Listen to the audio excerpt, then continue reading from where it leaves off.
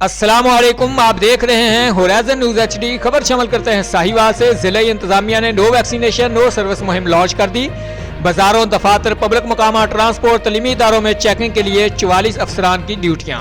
Deputy commissioner Wajid Ali Shah का अफसरान को मुहिम में तेजी लाने का हुक्म। डिप्टी कमिश्नर की हिदायत पर अफसरान के वैक्सीनेशन चेक करने के लिए पब्लिक मकामात के दौरे। वैक्सीनेशन न कराने वालों को सर्विस की फराहमी से रोक दिया गया।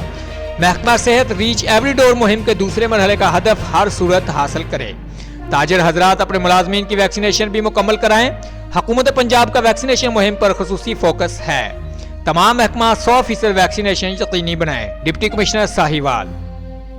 रिपोर्ट महबूब चौधरी, सरपरस्त आला, होराइजन न्यूज HD।